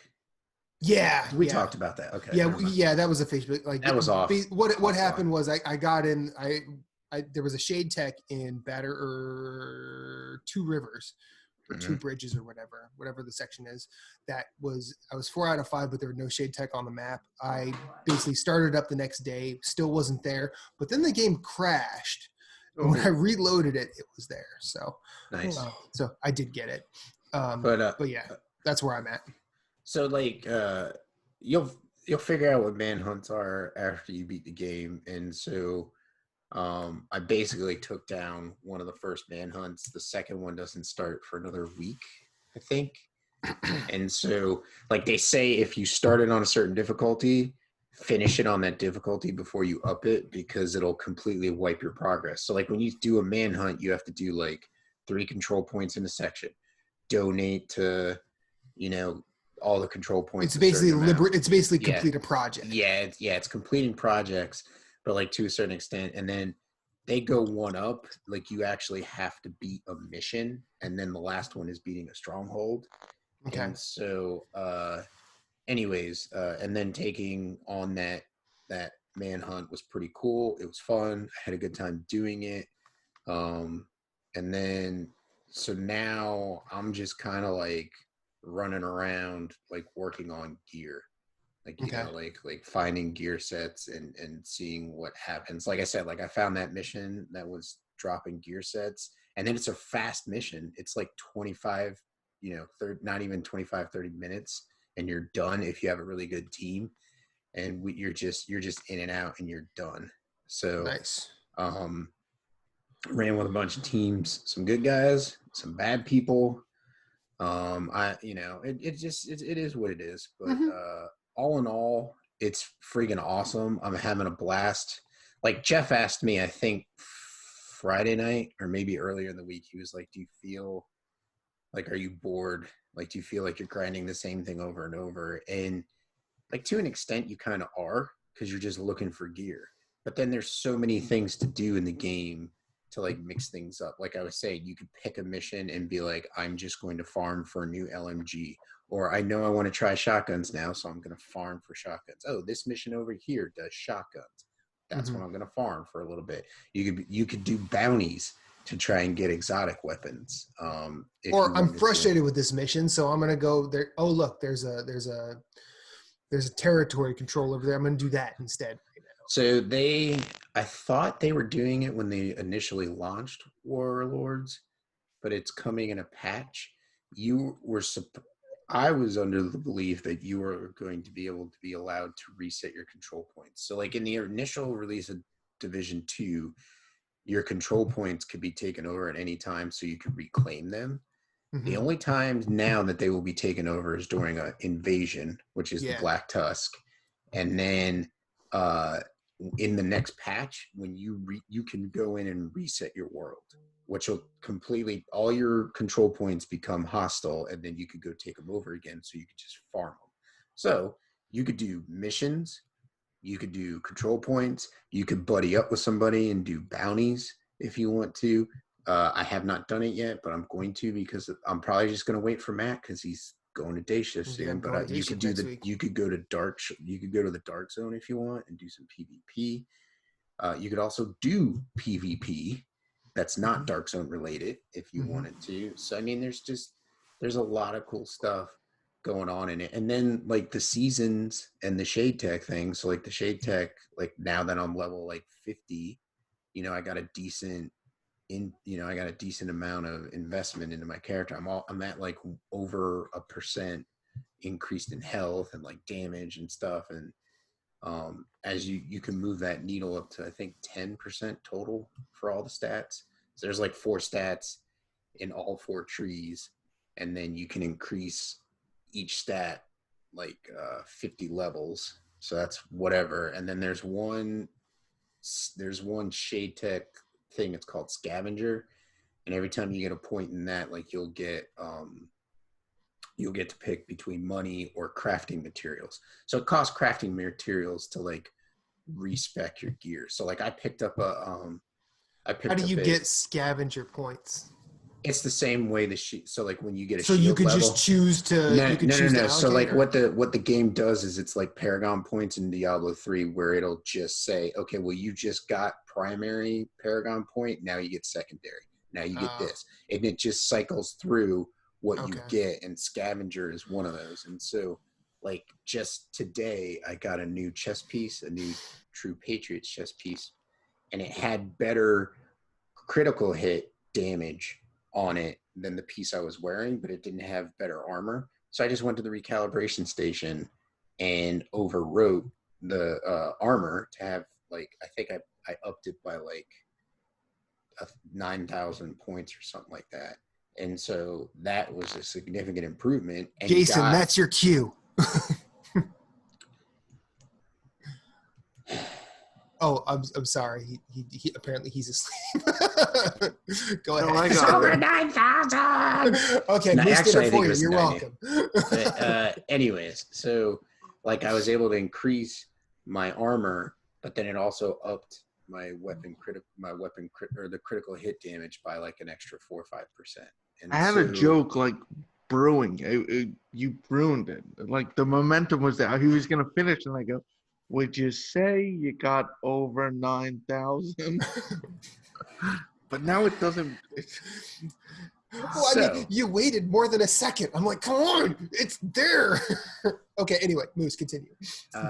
So it's kind of cool, like finding the gear. And then what's nice is like all the sets I farmed yesterday, the stuff I don't need, if it increases a stat that you can swap out in your library, you can just pull the stat. So like say you have a stat on a piece of gear that you're not going to use that's like plus it adds like an extra 6% to your critical hit chance than what you have, but you don't want to put that on anything. You could just take that out of it and it adds to what you already have in your recalibration library, which is really nice. And so like you're not just farming gear to go through the gear and be like, I don't want this. You go through the gear and then go to your recalibration station, and anything you're not using, you just basically steal whatever the recalibration station can. It destroys the item, but I'm getting to the point right now where I'm kind of not finding stuff that's upping my stats on my recalibration station. So it's I've like it was a real quick downhill, and like it's that first hill on the roller coaster. You know, you go up real high, you go down, and then you got to go right back up. So now I'm right back. I'm going up that real big hill, second hill. And it's going to be, I think, a steadier climb than than the downhill was getting to where I'm at now. So Are the recalibration, because you guys mentioned it last week, are they like, so say I take it off a chest piece and then I get a new one down the road and I want to apply it? You can. But then is it gone? No, it stays in the recalibration station. So it's essentially a permanent buff I could apply to any gear later. It's not like a one-time. No, it's not. But it's also only like chest piece to chest piece. Right. Like but like if I take off this chest piece, I put on a new one. But then I do the raid and I get a better one, and I can reuse that. Yeah. Okay. Kind of like what I was saying, what happened where I found a chest piece that had a better critical hit chance but less armor, so I just put better armor on it and then got rid of my initial one that I had. The other thing is you can only swap one attribute on a piece. So like if I like Diablo? Yeah, so like that piece that I took and put armor on, now I can't touch the critical hit.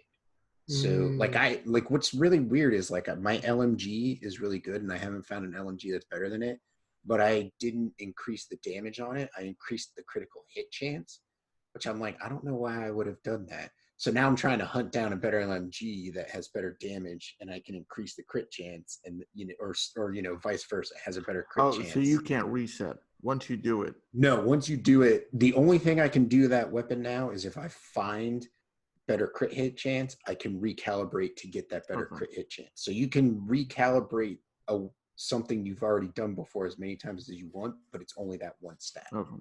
So I mean, I think we could get into the argument what's better, just overall damage or critical hit chance, but I think that I feel like critical hit chance is a smarter move. Well, it balances out my build a little bit. Okay. But then like there's the other thing where you can get a piece.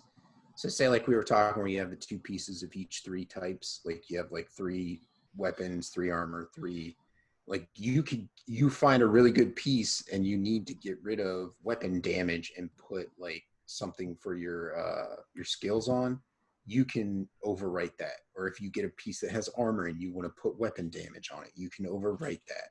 So like it doesn't have to be like I can only overwrite crit chance for crit chance. You can overwrite like armor over top of weapon damage if you want to, if you want more armor for yourself. So I think that it's just awesome. So, yeah. Okay. That's pretty when much it. when I eventually play, I'll have all this knowledge. You can come back. Or- You could come back to the well. or at least you'll have someone to ask. Yeah. Anything else, Moose? Or you want to move on? That's been pretty much it because like this week, Friday is Borderlands. The new DLC drops. The following Everything. week is Resident Evil 3. That Sunday is my birthday, April 5th. And then Which the you will next week probably forget because you will finally be drunk. yeah, and then Final Fantasy 7 is the next Friday. So yeah, it's gonna be crazy next 2-3 weeks. Okay, so I know we're basically going to breach our normal time limit, but I have a couple things I want to talk about. I want to talk about Nintendo and Sony doing things online last week because I was completely fascinated by the PS5 deep dive.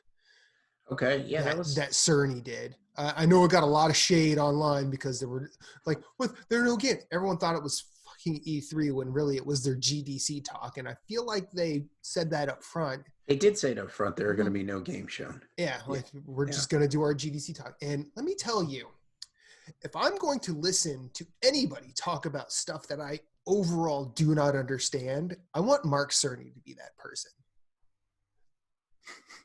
Like, because he went for a long time. He didn't stutter. He didn't fumble. No. And he sounded amazing the entire time. And he time. broke it down to where even where I don't understand a lot of the stuff because it's still tech talk, like I came away being like, okay, at least I'm in the I'm in the room of the conversation. Like I am allowed to sit in the bleacher seats of this stadium. Like, exactly.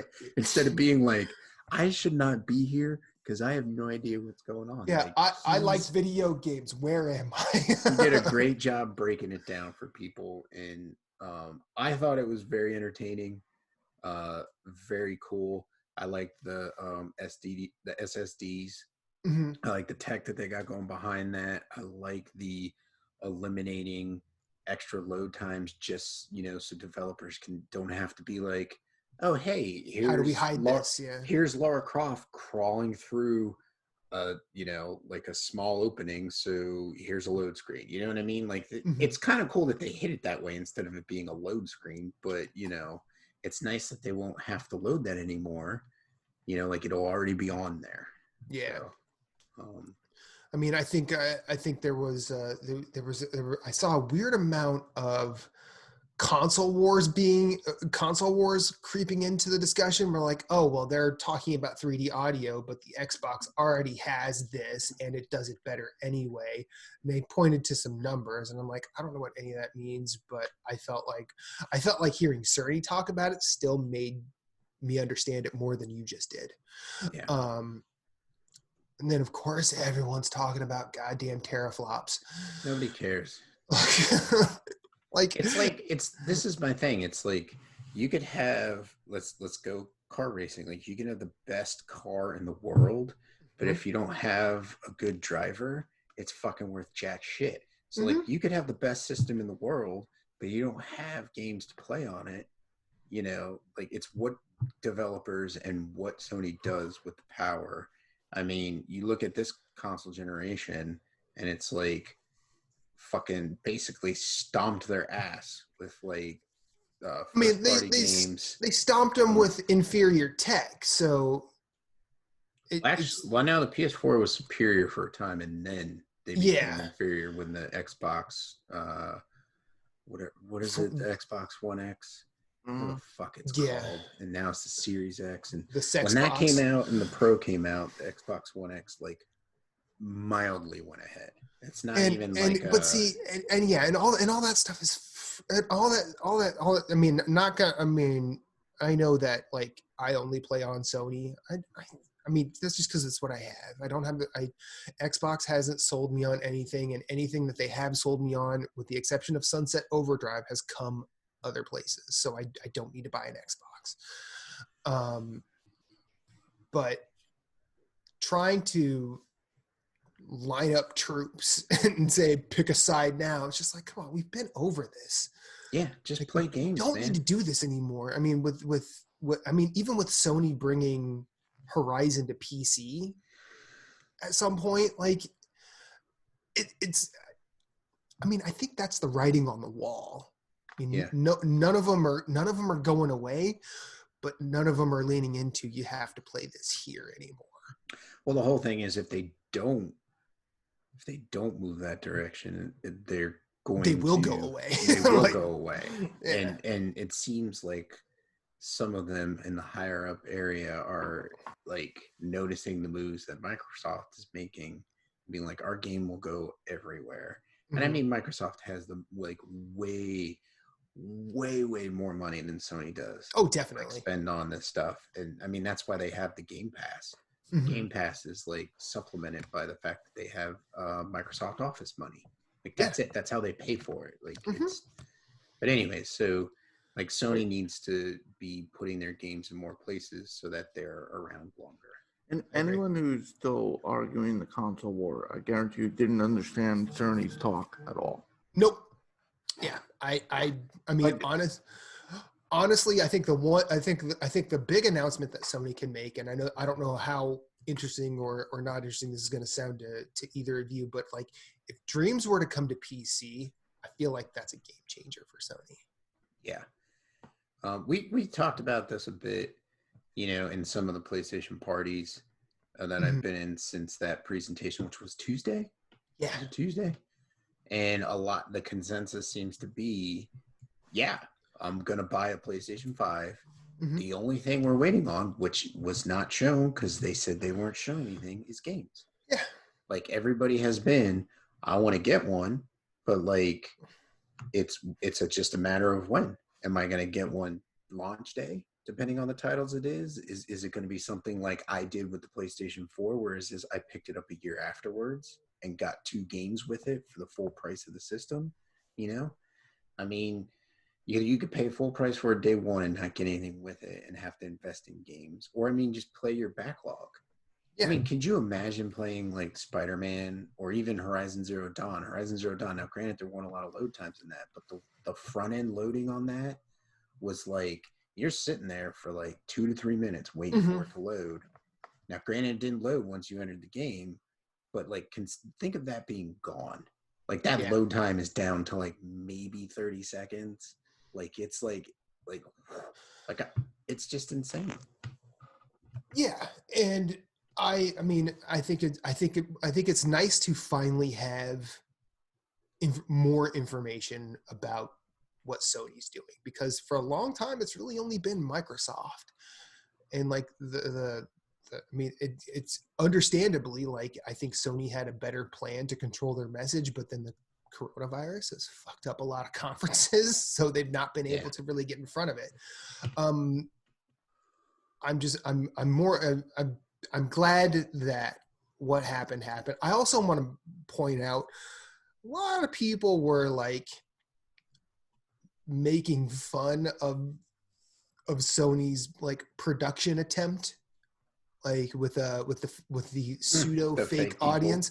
Now, granted, I thought it was hilarious too, and when I laughed when Kato Contreras from Waypoint photoshopped the Mystery Science Theater guys into the Cerny talk, I'm like, all right. We also have to recognize, like, at least they made the attempt to like project a conference idea or a conference feel. I mean, and because when I heard about that happening, I'm like, I wonder how this is going to look, because I know they're not getting an arena full of people together because GDC was canceled. Yeah. But yeah, I loved how that worked, and man, I could just listen to Mark Cerny talk. Someone give that man a podcast. Just let him talk about whatever he wants. Just like, hey, maybe we'll find out he's like super he has like this weird hobby that he just deep dive talks on. He just do a podcast about it. I would listen to it. I probably sleep better too. The other thing I'm sorry, I'm just sort of jumping to the next thing. I want to talk about Nintendo's Indie World thing. Okay. Because that was fun. Yeah, we got Exit the Gungeon. Yeah. Day one. Well, not day one, but that touring and conference. Available now. Yeah. Yeah.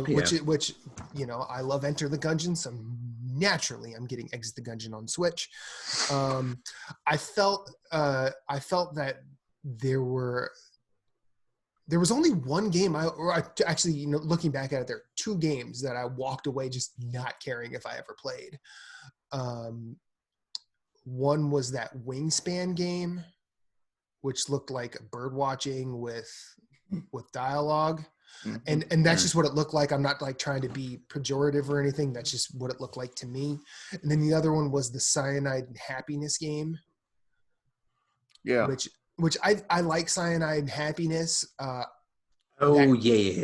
game just didn't really do much for me. I mean, if I saw more and liked it, okay, I'm open to that possibility.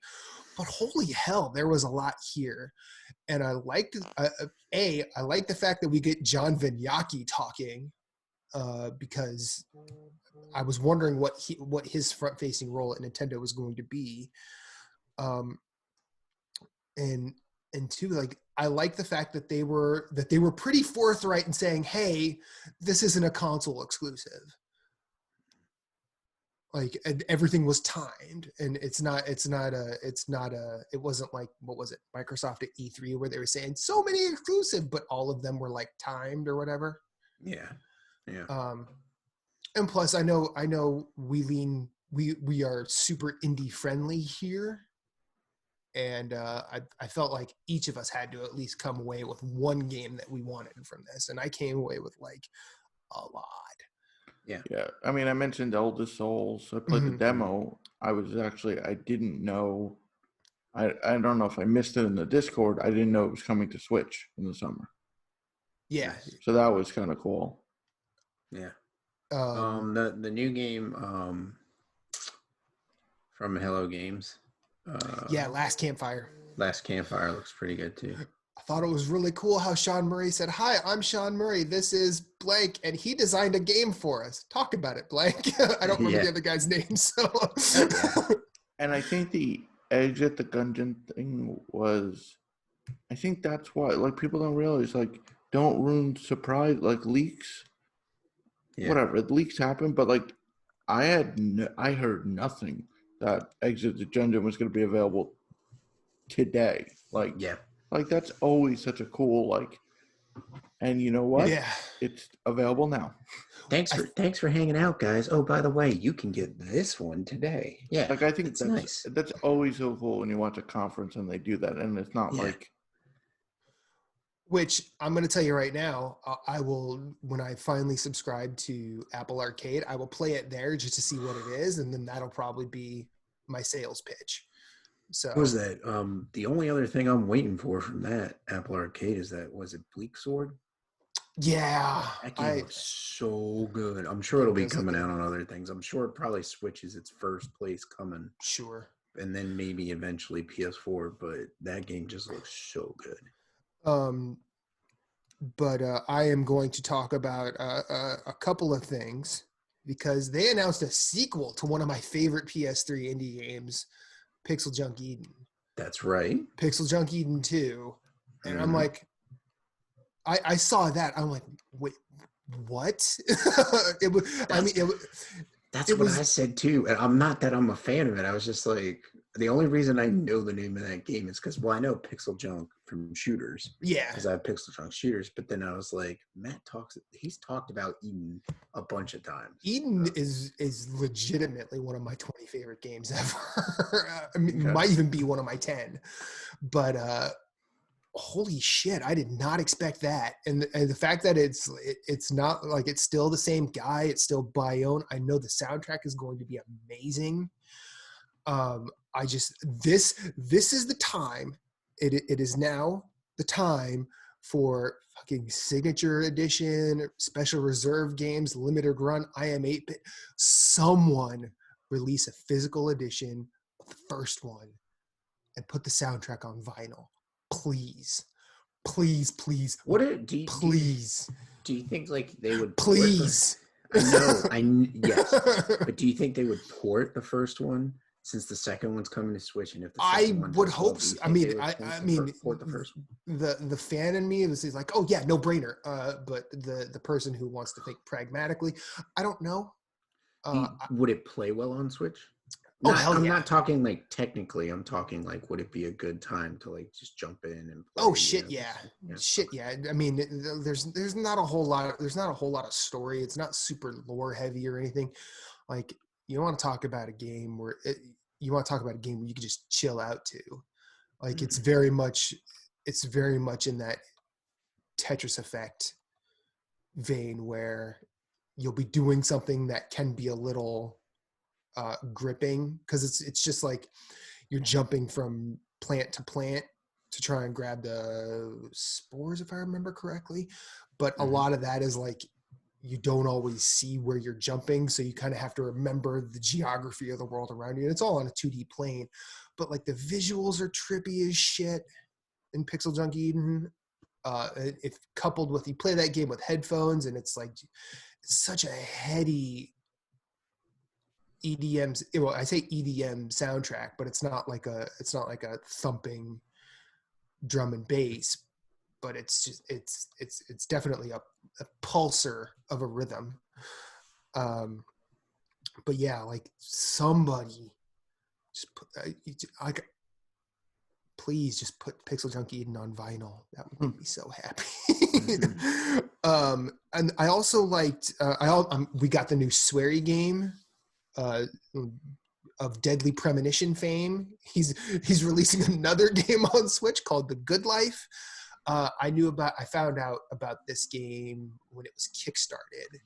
I found out after the Kickstarter expired, so I couldn't back it. But if it's anything like The Missing or any of Swery's other games, which have been just, at least they show a creative mind at work, whether or not you want to get down with what they're doing. I will play The Good Life because Swery is amazing. I did like I Am Dead. And then Quantum League looks interesting. I feel like the Switch is the wrong spot for it. I heard Giant Bomb talk about this game, and that's a game where it starts off 1v1, and then I don't remember how many rounds it is, but the minute I think everybody dies in one shot. The minute you kill the next person, round starts over, but you start in a different, you can basically do the same thing, but in a different way.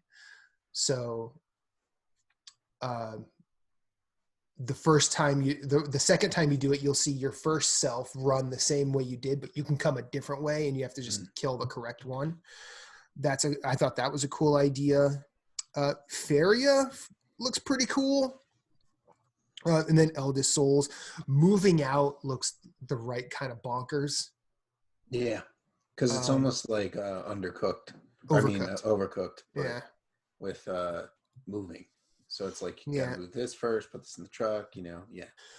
And then I like the idea of playing the most recent game from that game company, Sky, on a console that's controllable rather than the phone.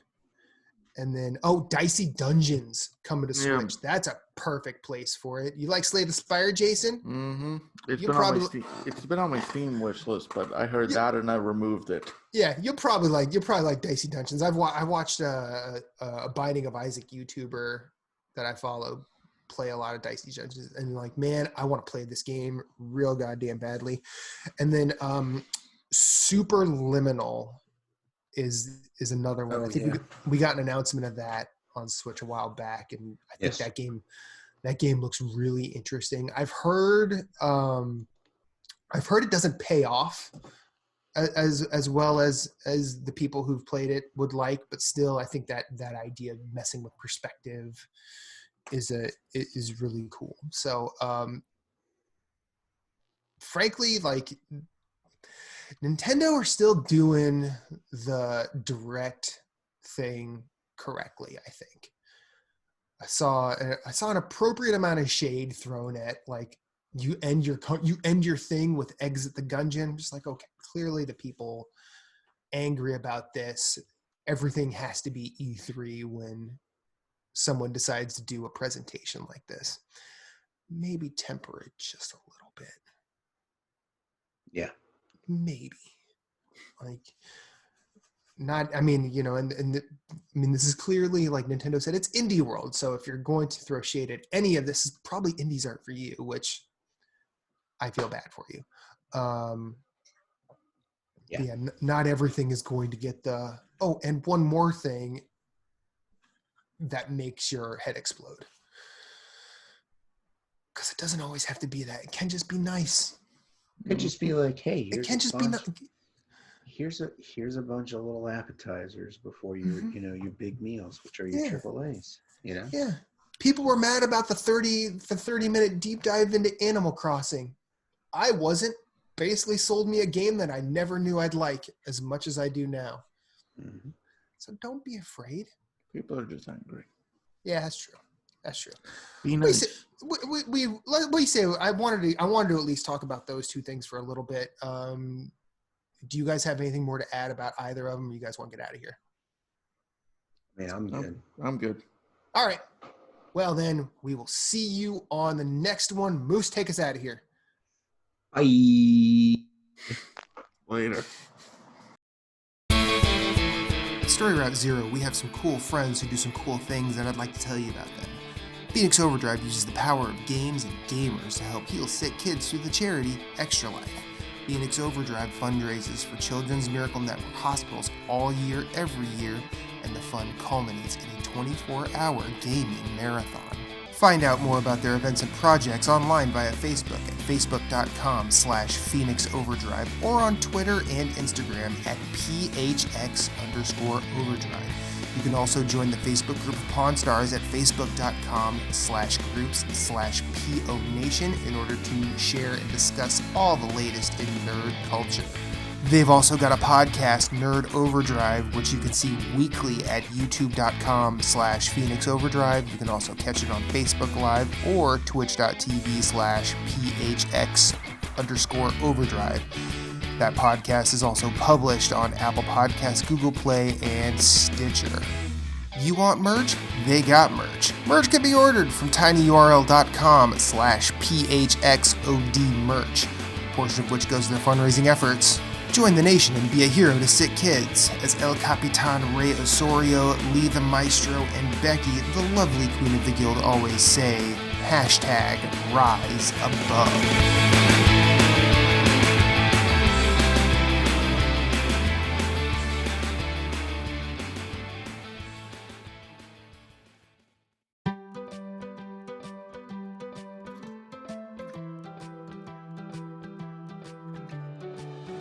This has been an episode of Story Route Zero. Thank you for coming along on this journey. We sincerely hope you enjoyed yourself as much as we enjoyed having you. Once again, you can find everything we do at StoryRoute0.com. Hit us up on Twitter at StoryRoute_0, or you can email us at StoryRoute0@gmail.com. If you'd like to hit us up individually anywhere, you can find Moose at Sven, that's SVHENN, everywhere on social media. That's PSN, that's Twitter, that's Instagram. You can also find him on Twitch, streaming games. You can find Jason Marshall at GimpyJ, with 2 Y's at the end. That's Twitter, that's Instagram, that's Twitch, and he also has a website called whereisthepausebutton.com. Captain Canada is the only Story Route Zero exclusive. He's the only one you can only find right here on the show. As for me, I'm Infinite_Rewind everywhere I'd like to be. That's Twitter, that's Instagram, that's PSN, and Twitch. I also have my own website, InfiniteRewind.com, where I do all sorts of weird writing and rambling. Check us out at all the places. And remember, you are always welcome, and you will always have a seat waiting for you on this ride. But for now, it's back to the real world for us. We will see you on the next one.